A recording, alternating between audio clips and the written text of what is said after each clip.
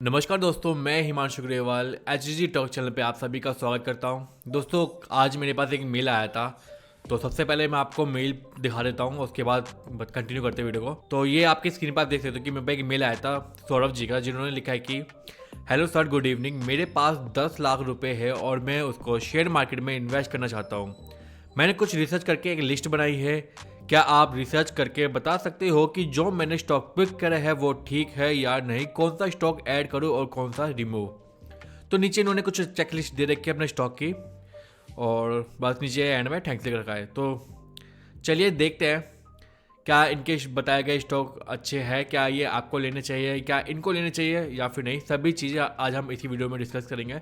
वैसे ये वीडियो बनाने का मेरा मुख्य उद्देश्य यही था कि आपके मन में भी यही क्वेश्चन होगा, अगर आप स्टॉक मार्केट में इन्वेस्ट करते हो या फिर स्टॉक मार्केट में इन्वेस्ट करने की सोच रहे हो और आपके मन में डाउट हो कि मेरे को किन स्टॉक को पिक करना चाहिए, कौन से स्टॉक में पैसा इन्वेस्ट करना चाहिए, तो आप ये वीडियो देख सकते हो। पर दोस्तों, वीडियो को कंटिन्यू करने से पहले मैं एक बहुत बड़ा डिस्क्लेमर देना चाहूँगा कि जो स्टॉक मैं यहाँ पर बताऊँगा खरीदने के लिए, ज़रूरी नहीं है कि वो स्टॉक अच्छे ही हो। आप अपनी रिसर्च खुद करें।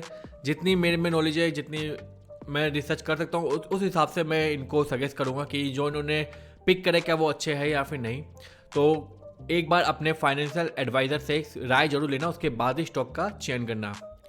तो चलिए अब वीडियो को कंटिन्यू करते हैं। पर दोस्तों, वीडियो को कंटिन्यू करने से पहले ये मेरा यूट्यूब चैनल है एचजी टॉक। चैनल पर नया है तो चैनल को सब्सक्राइब कर देना, बगल में ही बेल आइकन है उसको दबाना ना भूलें और ऑल पे क्लिक करना ना भूलें, जिससे कि जब भी मैं फ्यूचर में कोई वीडियो डालूँ स्टॉक मार्केट से रिलेटेड, आप वो वीडियो देख सकते हो। जैसे कि अगर आप प्लेलिस्ट पे जाओगे तो दोस्तों यहाँ पर एक स्टॉक मार्केट से रिलेटेड मैंने एक प्लेलिस्ट बना रखी है। यहाँ पर व्यू और प्लेलिस्ट पे मैं क्लिक करूँगा तो आपको यहाँ पर स्टॉक मार्केट से रिलेटेड जितने भी वीडियो मैंने इस चैनल पर डाल रखी है आप वो भी देख सकते हो।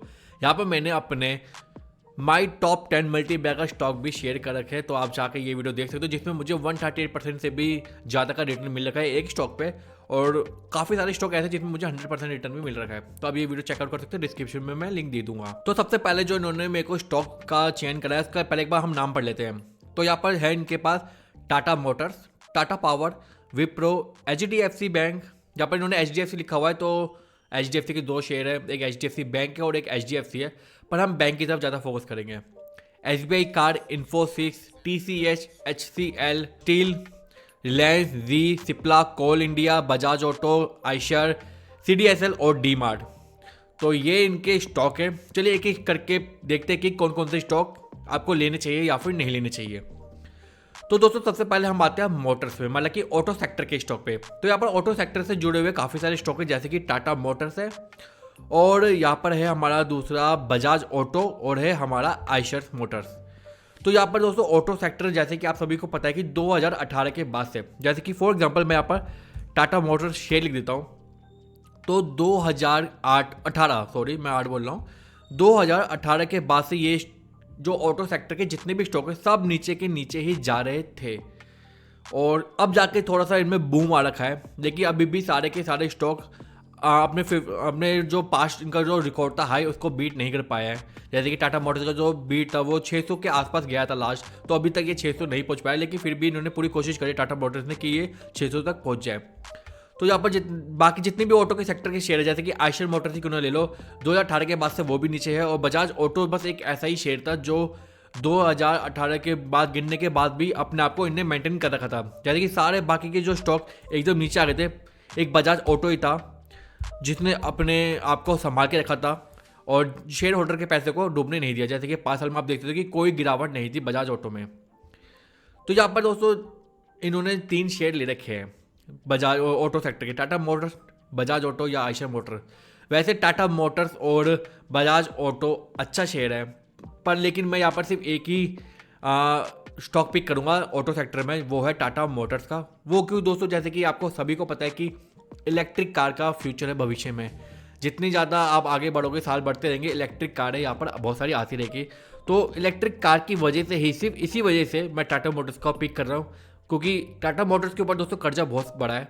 लेकिन टाटा मोटर्स के जो प्रमोटर्स हैं उन्होंने बोल रखा है कि हम अपना कर्जा 3 साल के अंदर एकदम जीरो कर देंगे, मतलब कि काफ़ी हद तक कम कर देंगे। उनमें से दोस्तों 1 साल शायद हो चुका है।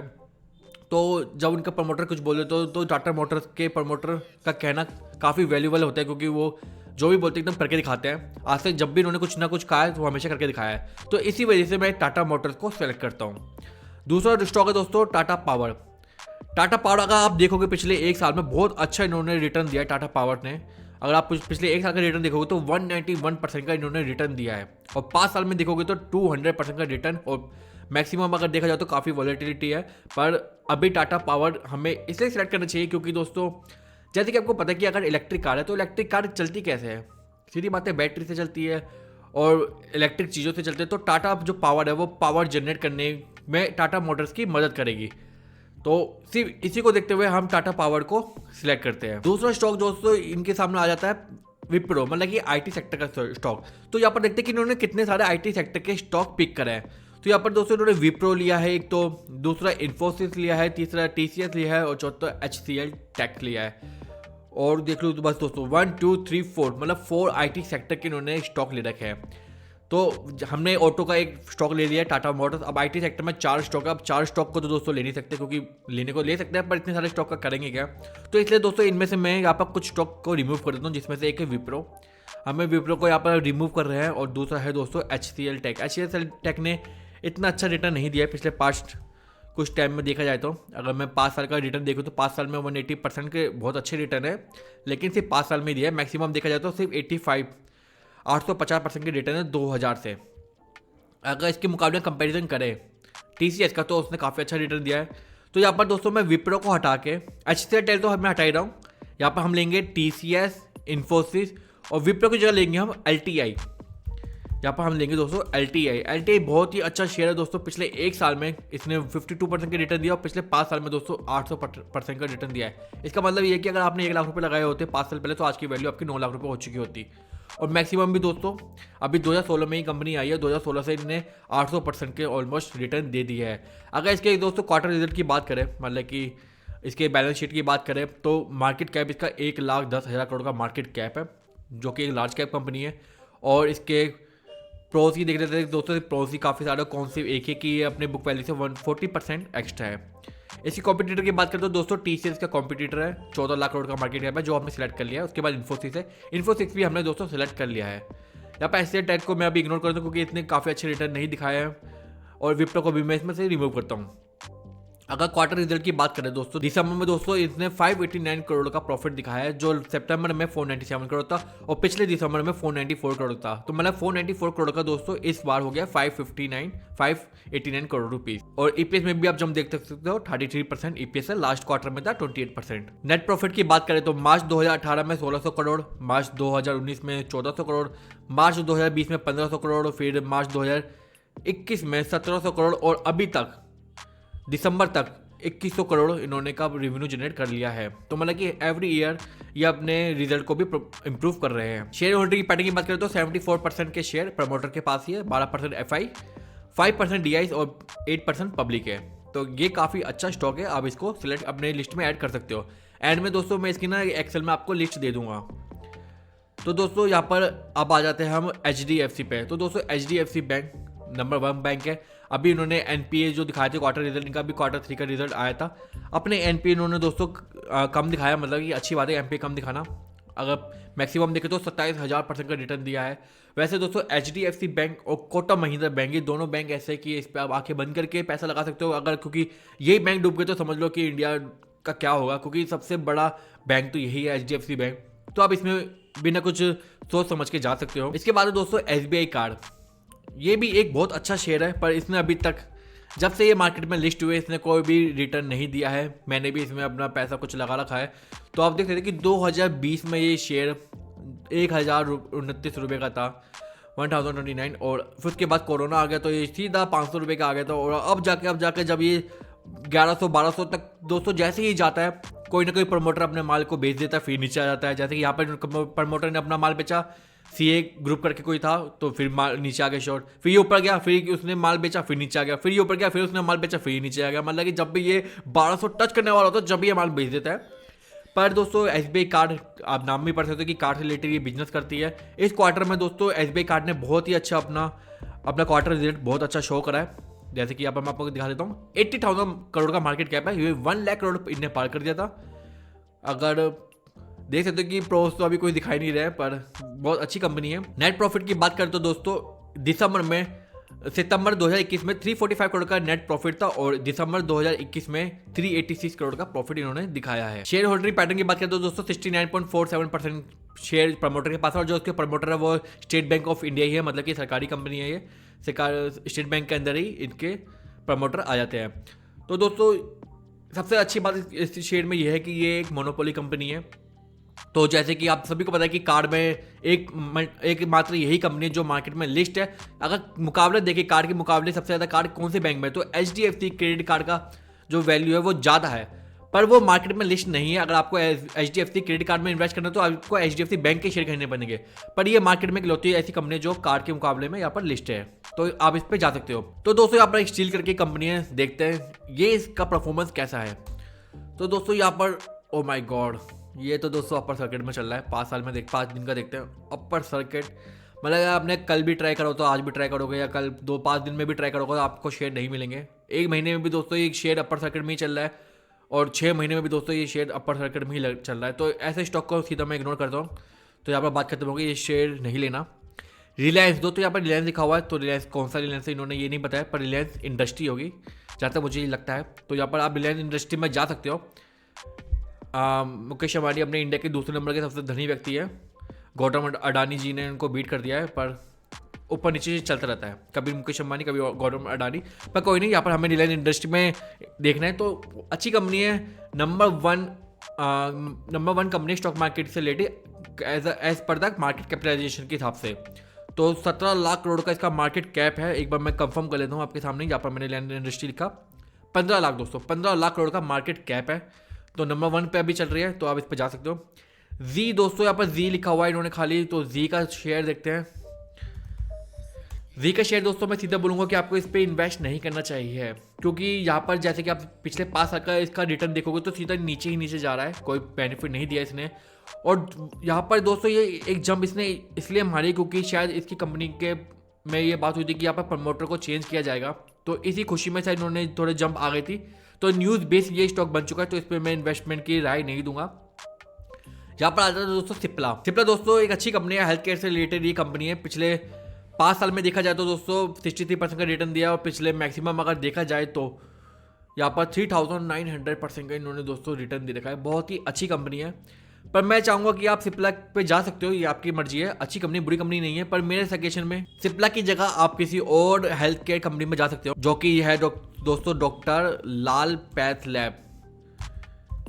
जैसे कि ये आप चाहो तो सिप्ला की जगह इस स्टॉक को पिक कर सकते हो। ये स्टॉक मुझे पर्सनली थोड़ा अच्छा लगता है एज कम्पेयर टू सिप्ला, क्योंकि अभी मार्केट में आई है 2015 में ही है। 2015 से इन्होंने दोस्तों 244% का रिटर्न दे दिया है। अगर हम इसके क्वार्टर रिजल्ट की बात करें, डॉक्टर लाल पैथ लैब के क्वार्टर रिजल्ट की बात करें, पहले ये देख लेते मार्केट कैप 25,000 करोड़ का मार्केट कैप है, और प्रोस आप देख सकते हो ऑलमोस्ट डेट फ्री है। Expected to good quarter result 18% का इसने मीडिया सेल्स दिखाई ग्रोथ। तो इसके क्वार्टर रिजल्ट की बात करें, 2018 में 171 करोड़ का प्रॉफिट दिखाया था, 2019 में 199 करोड़ का, 2020 में 226 करोड़ का, मार्च 2021 में 292 करोड़ का, और TTML मतलब कि अभी तक जो इन्हें रिटर्न दिखाया है 404 करोड़ का इन्हें अभी तक रिटर्न दिखाया है। प्रमोटर की बात करते हो दोस्तों, प्रमोटर यहाँ पर 55.23% के प्रमोटर होल्ड करते हो, और FIs दोस्तों देख सकते हो कि यहाँ पर 25% के स्टॉक FIs यहाँ पर होल्ड करके बैठे हुए हैं, और अगर पब्लिक की बात करें तो 12% के होल्ड पब्लिक करके बैठे हुए हैं। तो दोस्तों ये स्टॉक आप चाहो तो अपने लिस्ट में ऐड कर सकते हो, काफ़ी अच्छा स्टॉक है। इसके अलावा दोस्तों यहाँ पर है कोल इंडिया को दोस्तों हम सीधा मना करेंगे, कोल इंडिया पे इन्वेस्ट नहीं करें, क्योंकि कोल इंडिया अपने ही सर्वाइवर पे अभी जी रही है। जैसे कि अगर पिछले 1 साल का रिटर्न देखें तो 13% दिखा रहा है, पर पिछले 5 साल में अगर जाए तो 50% ये डाउन चल रहा है। तो मैक्सिमम देखा जाए तो दोस्तों मैक्सिमम भी ये अभी तक डाउन चल रहा है, तो इस पर हम इन्वेस्ट करने की राय नहीं देंगे।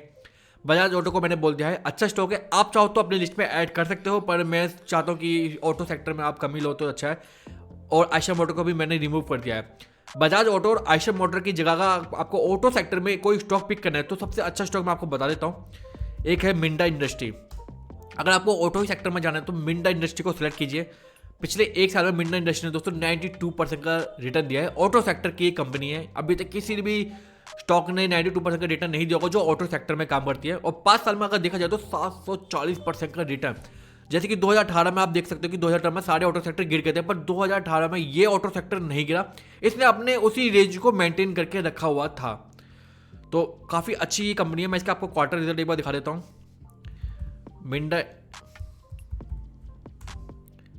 मिंडा इंडस्ट्री, तो इसकी ये जो वेबसाइट है इस पर हम चले जाते हैं। मार्केट कैप दोस्तों 30,000 करोड़ का मार्केट कैप है, लार्ज कैप कंपनी है। सितंबर में दोस्तों 95 करोड़ का इसने प्रॉफिट दिखाया था और जून में दोस्तों 15 करोड़ का प्रॉफिट दिखाया था। आप बोलोगे कि 15 करोड़ इतने कम कैसे? दोस्तों जैसे कि आपको पता है कि लॉकडाउन लग गया था जून में, तो इस कंपनी के जो काम थे वो बंद हो गए थे। ऑटो सेक्टर जब लॉकडाउन हो जाता है तो ऑटो सेक्टर पे सबसे ज़्यादा नुकसान होता है। तो ये कंपनी बंद थी कुछ दिन के टाइम के लिए, तो इसलिए यहाँ पर प्रॉफिट थोड़ा सा कम है। अदरवाइज देखा जाए तो कंपनी का काम बहुत ही अच्छा है। तो ये है कंपनी की दोस्तों ऑफिशियल वेबसाइट। आप देख सकते हो कि कंपनी किस, इनके क्लाइंट कौन से इंटरनेशनल क्लाइंट दोस्तों BMW, Ford, Honda, KTM, Kawasaki, Yamaha, Volkswagen, Toyota. तो दोस्तों इतनी सारी इनकी कंपनियां का व्यू मोड पे जाओगे तो दोस्तों ये लिस्ट ऐसी ही बढ़ती जाएगी। ये देख सकते हो अभी Hero, Honda, Royal Enfield, Suzuki, Yamaha. 4 wheeler में भी दोस्तों इनके पार्टनरशिप इनके साथ है, अशोक लेलैंड, कितने सारे आप देख सकते हो कि इन सभी कंपनी इनके सब क्लाइंट है। तो मिंडा इंडस्ट्री दोस्तों बहुत ही अच्छा शेयर है, आप चाहो तो इसमें मूव कर सकते हो। इसके अलावा दोस्तों CDSL है, बहुत ही अच्छा स्टॉक है, आप चाहो तो इसमें जा सकते हो। मेरी तरफ से ग्रीन सिग्नल है। जब से कंपनी दोस्तों आई है मार्केट में, मैक्सिमम देख लेते हैं, जब से आई 2017 से कंपनी आई है, 2017 से इन्हें 500% का रिटर्न दे दिया है। कंपनी थोड़ा स्लो चलेगी दोस्तों, क्योंकि जैसे कि आप सभी को पता है कि एकदम से लोगों ने अपने डीमेट अकाउंट खोलना चालू कर दिया। जितने ज़्यादा डीमेट अकाउंट खोलेंगे उतने ज़्यादा इसको बेनिफिट होगा, उतनी ज़्यादा इसको कमीशन मिलेगी। तो इसलिए स्टॉक एकदम से यहाँ पर भाग गया था, क्योंकि लॉकडाउन में लोगों ने काफ़ी सारे डीमेट अकाउंट खोले थे। तो कंपनी अच्छी है, आप जाओ तो इसकी तरफ जा सकते हो। डीमार्ट दोस्तों, डीमार्ट बहुत ही अच्छा शेयर है। जो डीमार्ट के ओनर है वो तो इंडिया के टॉप 10 बिलियनियर में से आते हैं, श्री राधा कृष्ण दमानी जी। तो यहाँ पर डीमार्ट में भी आप जा सकते हो। 2017 से दोस्तों 561 करोड़ का इन्होंने प्रॉफिट दिखाया है। बहुत ही अच्छी कंपनी है डीमार्ट, आप इसमें मूव कर सकते हो। तो दोस्तों यहाँ पर मैंने अपनी तरफ से कुछ स्टॉक ऐड करा है, वो भी मैं आपको बता देता हूँ। तो ये दोस्तों मेरी आप एक्सेल शीट देख सकते हो। जैसे कि टाटा मोटर्स को मैंने सेलेक्ट कर लिया है, आप चाहो तो टाटा पावर भी ले सकते हो, और है हिंदुस्तान फूड। दोस्तों लिस्ट के अंदर दोस्तों एक FMCG का स्टॉक नहीं था, तो हम FMCG का स्टॉक लेंगे। तो मेरा को दोस्तों FMCG में जैसे कि आप सभी को पता है कि नंबर 1 स्टॉक है दोस्तों HUL, हिंदुस्तान यूनिलीवर। 3 लाख करोड़ या 4 लाख करोड़ का उसका मार्केट कैप है, पर वो काफ़ी स्लो है। पिछले 2 साल से उसने कोई रिटर्न नहीं दिखाया है। और उसके बाद आता दोस्तों टाटा कंज्यूमर है, ब्रिटानिया है, ये सब लार्ज कैप कंपनी है। पर मैंने सोचा कि थोड़ा रिस्क भी होना चाहिए, अगर रिस्क है तो इश्क है। तो यहाँ पर दोस्तों मैंने हिंदुस्तान फूड को सिलेक्ट करा है, हिंदुस्तान फूड लिमिटेड। तो सबसे पहले मैं आपको इसके रिटर्न दिखा देता हूँ। हिंदुस्तान फूड के रिटर्न BSE में, अगर आपने 1 साल पहले कंपनी में पैसे लगाया होता तो दोस्तों 32% का आपको रिटर्न मिलता, और वही अगर आपने 5 साल पैसे लगाया होता तो 925% का रिटर्न इसमें आपको मिला होता। और अगर मैक्सिमम रिटर्न की बात करें तो दोस्तों 40,000 करोड़ का रिटर्न इस कंपनी ने अभी तक अपने शेयर होल्डर को दे चुका है, हिंदुस्तान फूड। दोस्तों हिंदुस्तान फूड की ये जो ऑफिशियल वेबसाइट है इस पर हम चले जाते हैं, इसके भी क्लाइंट देख लेंगे। यहाँ पर इसका मार्केट कैप है दोस्तों 4,348 करोड़ का मार्केट कैप है, मतलब कि ये एक मिड कैप कंपनी है। इसको आप स्मॉल कैप कंपनी भी बोल सकते हो, स्मॉल कैप कंपनी है सॉरी। तो स्मॉल कैप कंपनी में दोस्तों रिस्क ज़्यादा होता है, जब ये गिरता है तो 30% भी इजीली गिर जाता है, पर रिटर्न मिलेगा तो अच्छा ही रिटर्न आपको मिलेगा। तो दोस्तों यहाँ पर इसका प्रॉफिट देख लेते हैं कि नेट प्रॉफिट कितना था सितंबर 2021 में। तो 12 करोड़ का नेट प्रॉफिट था, और जून में था दोस्तों 11 करोड़ का, उसके पहले भी 11 करोड़ का। तो आप देख सकते हो कि प्रॉफिट थोड़ा कम मिलेगा क्योंकि छोटी कंपनी ना इसलिए। और शेयर होल्डर का पैटर्न की बात करें तो दोस्तों हम यहाँ पर प्रमोटर के पास 62.62% के शेयर है, प्रमोटर के पास FIS के पास 6.50, DIS के पास 6.92 और पब्लिक के पास 23.95% के शेयर है। तो ये इसकी ऑफिशियल वेबसाइट यहाँ पर ओपन हो रही है। तो दोस्तों नेक्स्ट स्टॉक जो मैंने पिक करा है वो है दोस्तों मुथूट फाइनेंस। बेस्ट दोस्तों, अगर गोल्ड लोन में तो नंबर 1 पे कोई डीलिंग करता है ना, वैसे तो टाइटन है, लेकिन ये लोन देती है गोल्ड के, उस पर लोन देती है। तो लोन में गोल्ड पे लोन पे ये नंबर 1 पे है। बहुत ही अच्छी कंपनी है। मैक्सिमम अगर चार्ट बटन देखा जाए तो 708% के इसने रिटर्न दिया है 2011 से, और इसका तो दोस्तों 57,000 करोड़ का मार्केट कैप है। तो आप इस स्टॉक को पिक कर सकते हो, बहुत ही अच्छी कंपनी है, नाम बताने की कोई ज़रूरत नहीं है। गली गली में मुथूट फाइनेंस के ब्रांचेस खुली हुई होती है, तो आप इस पर जा सकते हो। ये दोस्तों हिंदुस्तान फूड की वेबसाइट ओपन हो चुकी है, तो देख सकते हो कि 25 प्लांट्स है, ईयर ऑफ एक्सपीरियंस 30+ ईयर का एक्सपीरियंस है। और विजन है इनका दोस्तों to become Indian largest FMCG contract, mission है इनका to provide world class solution for the FMCG industry. ये इनके क्लाइंट है, हिमालय, गाबर, विप्रो, बॉम्बे, पेप्सिको, लैक्मे। तो दोस्तों इतने सारे इसके ब्रांड है, आप देख सकते हो कि इनमें से कई सारे तो आपने देखोगे, अमेजन, हिंदुस्तान यूनिलीवर, तो काफ़ी अच्छी कंपनी, ITC भी इनका ब्रांड है। तो काफ़ी अच्छी कंपनी है हिंदुस्तान फूड भी, आप इस पर तरफ जा सकते हो। HDFC बैंक के बाद दोस्तों एक बजाज फाइनेंस ही है जो सबसे बेस्ट शेयर है। ये बैंक नहीं है एक तरह का, पर आप इसमें बैंक जैसा ही काम करता है एकदम। मैक्सिमम रिटर्न देखें तो दोस्तों 2002 से कंपनी आई है और 1,24,000 करोड़ का इसने रिटर्न दिया है, मतलब कि दोस्तों अनबिलीवेबल। तो बहुत अच्छी कंपनी है। मार्केट कैप दोस्तों 4,31,000 करोड़ का मार्केट कैप है। तो आंखें बंद करके आप इस कंपनी में भी जा सकते हो। उसके बाद इन्फोसिस, टीसीएस हमने ले रखा है, एलटीआई। दोस्तों यहाँ पर ना एक शेयर नहीं था, वो था केमिकल स्टॉक, तो यहाँ पर हमने केमिकल स्टॉक भी ले रखा है। पीडीलाइट, दोस्तों पीडीलाइट इंडस्ट्री पे आप इन पे इन्वेस्ट करते हो। मैक्सिमम चार्ट बटन देखा जाए तो 99 कंपनी दोस्तों स्टॉक मार्केट में, और 39,500 करोड़ का इसने अभी तक रिटर्न दिया है दोस्तों। तो बहुत अच्छी कंपनी, आप इसमें भी मूव ऑफ कर सकते हो पीडीलाइट का। यहाँ पर दोस्तों है और एफएल इंडिया। दोस्तों एफएल इंडिया ये भी बहुत अच्छा शेयर है। एफएल इंडिया ये टेक्नोलॉजी से रिलेटेड कंपनी है। अभी तो हमने टेक्नोलॉजी के शेयर इसमें ऐड नहीं करते, तो टेक शेयर है। अगर आप चाहो तो इसमें भी मूव जा सकते हो।